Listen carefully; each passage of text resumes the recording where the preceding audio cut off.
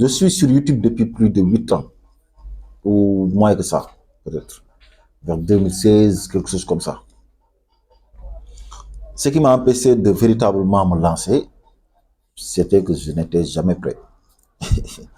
Bon, parfois c'était j'ai pas de micro, parfois c'était j'ai pas de trépied, parfois c'était que j'ai pas une bonne chaise, j'ai pas de lumière, voilà, j'ai tout le temps, je n'ai pas, donc je me lance pas, donc voilà. Parfois je me lance et puis si vous voyez ma première vidéo, pourtant je m'étais lancé comme ça avec ma vidéo, comme ça, j'ai pris mon téléphone et puis je me suis lancé. Et pourtant j'ai fait deux, trois vidéos après, mais bon, quand je regardais des vidéos de youtubeurs, je me disais, bon, certainement, je vais pas encore atteindre quelques. Je vais pas réussir, quoi, parce que là, eux, ils sont trop, trop calés, quoi. Et en 2017-2018, il n'y avait pas encore, même les Philippe Simon, ils venaient de se lancer certainement.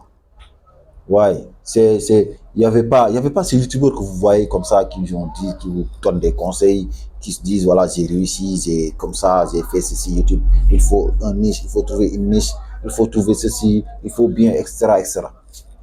Donc voilà, j'ai décidé de lancer cette vidéo histoire de voir est-ce que je vais avoir des abonnés, est-ce que je vais avoir des vues, est-ce que toi qui es en train de regarder, tu as le même réflexe que moi, tu te lances pas parce que voilà, il y a tellement de paramètres là qu'il y a à régler que finalement tu repousses tout le temps.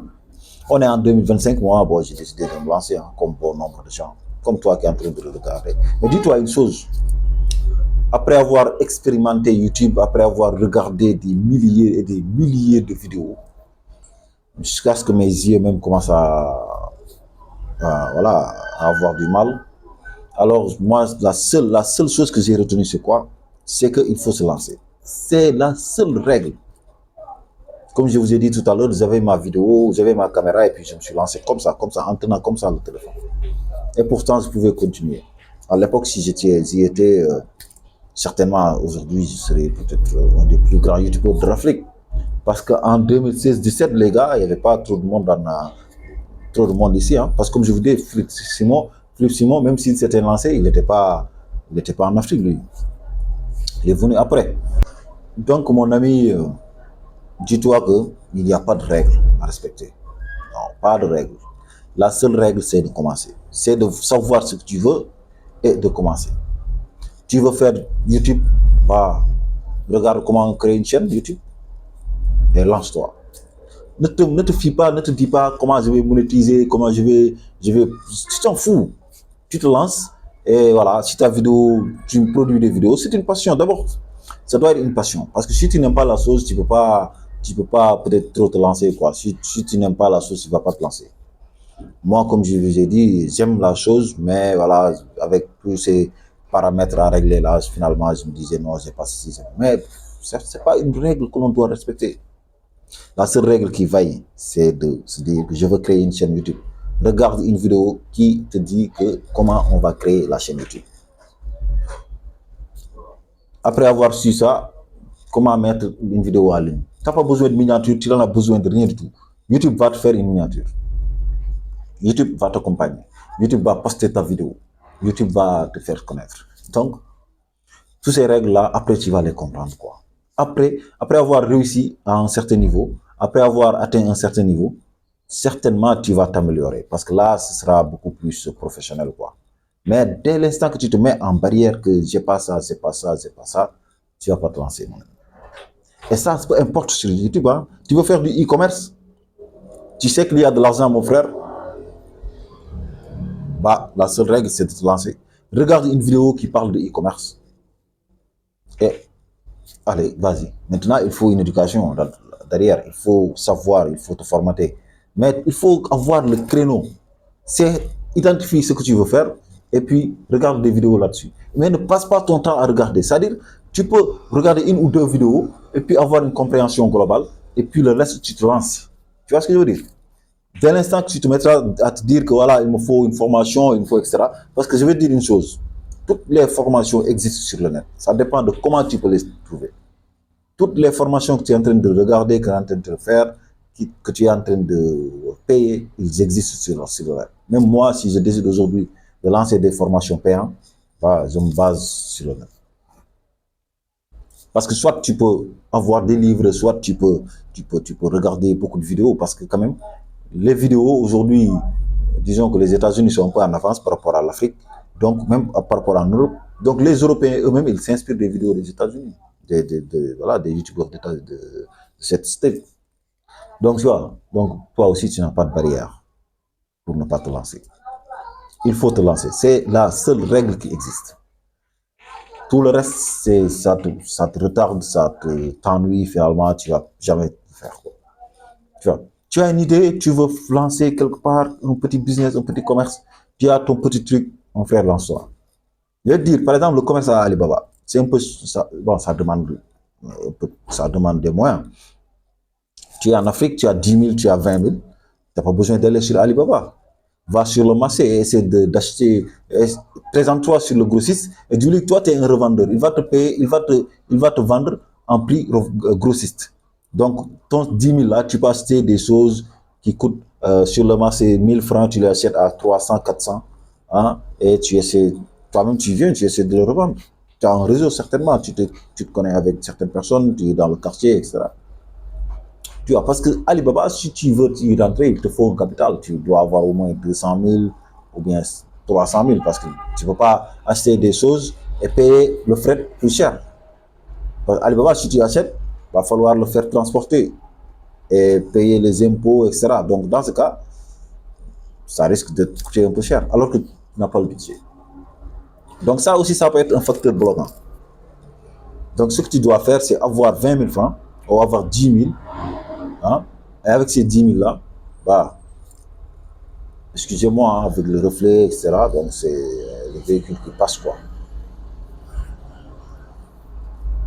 Donc ce que tu as à faire, c'est que tu as 10 000, tu as 15 000. Vas-y, achète des choses en grossiste. Achète des choses au niveau du marché, tu l'achètes en gros. Et puis tu essaies de le revendre quoi. Et puis tu essaies de... Voilà. Par exemple, comme je te dis, tu as 10 000 francs. Tu vas sur le marché, tu achètes des écouteurs, tu achètes des trucs. Tu veux te lancer en e-commerce, ok, il n'y a pas de souci. Tu vas aller regarder une vidéo qui parle de e-commerce. Certainement, c'est-à-dire, les producteurs de vidéos, ce qu'ils font, c'est que chacun va te donner une information différente de l'autre. Donc, si tu regardes 2 vidéos, tu as 2 informations. Si tu regardes 3 vidéos, tu as 3 informations utiles. Donc, celui qui te dit que voilà, je vais te faire former en telle chose, certainement, il ne te dit pas une information. Mais l'autre là qui aussi va te dire que je vais te former en telle chose, il te dit une information que le premier n'avait pas dit. Donc, si tu le répètes en 3e, en 4e, en 5e personne, tu vas rassembler toutes les choses qu'il voulait en fait te donner en une seule formation. Tu vois? Donc, les moyens ne doivent pas t'empêcher de te lancer. Donc, voilà. Moi, quand même, c'est l'expérience que j'ai eue par rapport à ça. Donc, si vous avez une idée de vendre quoi que ce soit, lancez-vous. La campagne publicitaire, ça paie. Essayez d'avoir 10 000 ou 5 000, achetez une carte UBA ou n'importe quelle autre carte Visa et essayez de savoir comment faire des campagnes publicitaires sur Facebook, etc., Google Ads, et puis essayez de vous lancer. Et faites-le pour même... C'est-à-dire, on ne perd jamais dans la vie. On gagne ou on gagne. Si vous le faites et que vous ne comprenez pas, ou bien que vous subissez des pertes, toutes les personnes aujourd'hui qui se lancent, ils se mettent, tu commets certainement une bêtise quelque part, mais après tu ne vas pas te répéter. Tu vois, donc, ce qui te cale, mon ami, c'est que toi, ta vie, il n'y a que toi qui puisse le transformer. 2024 est passé maintenant. Tu dois certainement, tu dois faire ton bilan avant de passer à 2025, tu vois. C'est quoi faire ton bilan? C'est regarder ce qu'il y a de positif, ce qu'il y a de négatif et essayer de le corriger. On a fait beaucoup de choses aujourd'hui en 2024 qu'on n'aimerait pas refaire. Bah, ça, c'est un bilan négatif. On a fait beaucoup de choses aujourd'hui en 2025, en 2024 qu'on aimerait peut-être améliorer. Ça aussi, il faut le garder comme bilan positif parce que certainement, si on apprécie et puis on veut aussi refaire en plus belle manière, c'est parce qu'on apprécie la chose. Même les choses que l'on a fait et que l'on a raté, quand même, on capitalise et on s'informe. On apprend toujours de nos erreurs. Si on a fait de mauvais investissements, on apprend de nouveau. Si on a fait de mauvaises choses, on apprend de nouveau. Mais il faut rendre grâce aussi, il faut remercier, il faut savoir apprécier ce que l'on a fait de positif. L'homme passe tout son temps à se dire non, j'ai pas ceci, j'ai pas ceci. On passe tout notre temps à nous prendre, mon ami. Pourtant, nous avons beaucoup d'acquis que les autres nous envient, peut-être, certainement.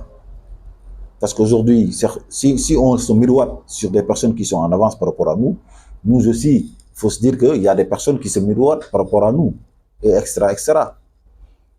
C'est ça qu'il faut apprécier. Il faut apprécier que voilà, vous avez certainement fait de belles choses en 2024. Donc, ayez le temps de l'apprécier à sa juste valeur. Et les erreurs que vous avez faites, ou bien les choses que vous n'avez pas aimé à faire, ou bien les choses que vous n'avez pas aimé, eh ben, ayez le temps de les diagnostiquer et puis de savoir voilà, comment vous allez améliorer ça. C'est important à votre pensée en 2025. Donc, ne pas toujours se plaindre. Hein. Il faut vraiment savoir que tout ce qui arrive, c'est la volonté divine et que nous, ce que l'on doit faire comme sacerdoce, ce que l'on doit avoir comme sacerdoce, c'est notre volonté de capitaliser et d'être positif. Le reste, ce n'est pas de notre domaine. Le reste à faire en 2024, c'est quoi? C'est d'apprécier la famille, d'apprécier nos relations, d'apprécier nos parents, d'apprécier nos frères, nos sœurs, et puis de prier pour ceux-là qui ne sont plus là. Parce qu'il faut se dire que seul, on ne peut pas avancer. Dans la vie, peu importe la position sur laquelle tu es obligé d'être en réseau, tu es obligé d'être en associé, tu es obligé d'être entouré pour pouvoir avancer. On ne peut pas marcher seul.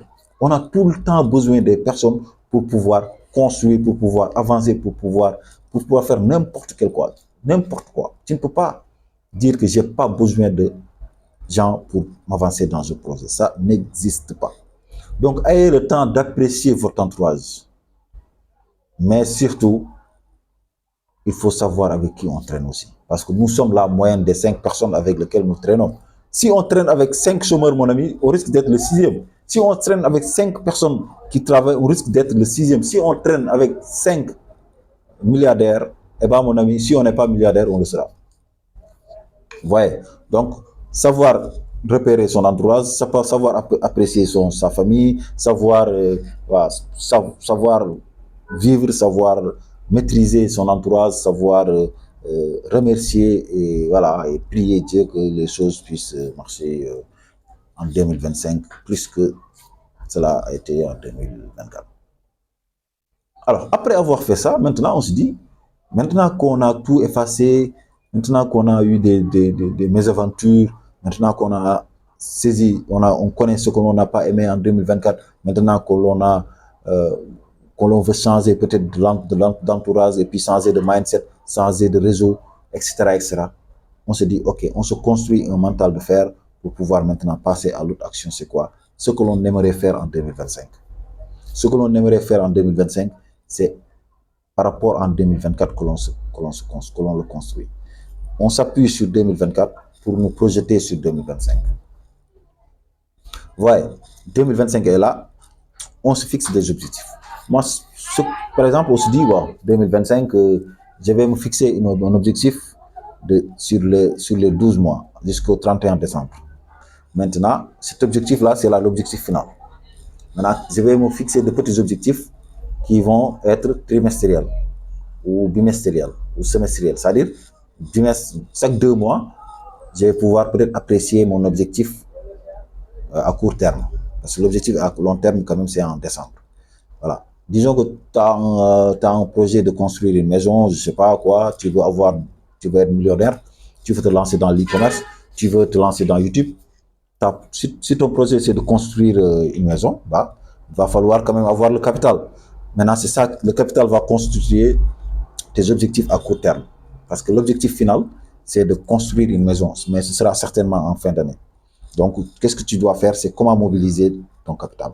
Donc là, tu te dis, en 2 mois, je vais pouvoir peut-être faire ceci. En 2 mois, d'ici mars, je vais me faire ceci. D'ici juin, etc., etc. Mais il faut se dire que quand même, ça, c'est un gros investissement. Donc, si on démarre une chose, on ne pourra pas quand même se fixer des objectifs tels, n'est-ce pas? Il faut se dire, il faut se fixer des objectifs à court, je sais pas, des objectifs que l'on peut atteindre.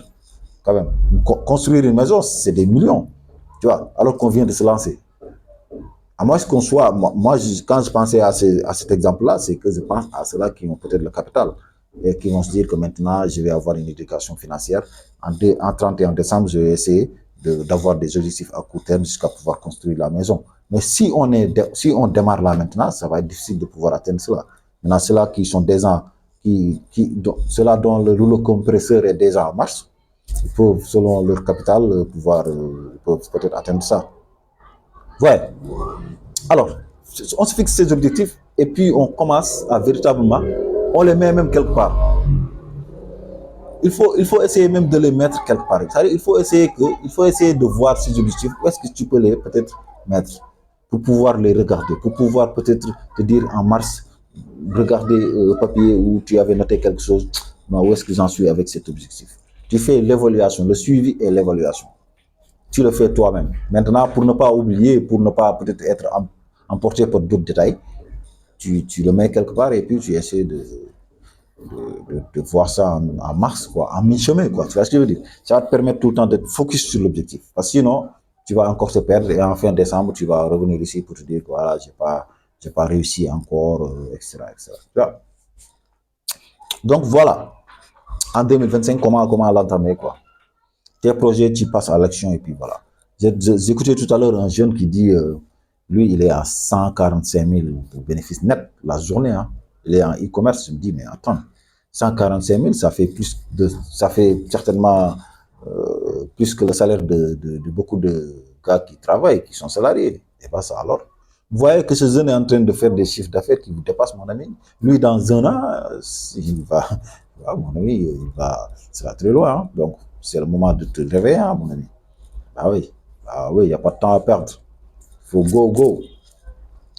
Bon, l'autre chose quand même que j'ai à dire, c'est que bon, il faut t'abonner, hein. Il faut t'abonner et partager, comme ça, bon, je vais voir est-ce que moi, cette vidéo-là que j'ai essayé de faire, ça a marché ou pas. On s'en fout, comme je dis, on s'en fout, hein. C'est une vidéo que je fais comme ça pour dire ce que je veux, hein. Alors, l'autre chose, c'est quoi? C'est que mon ami, en 2025, si tu veux véritablement te lancer, comme j'ai dit, j'ai écouté un jeune qui se dit qu'il gagne des milliers, des millions.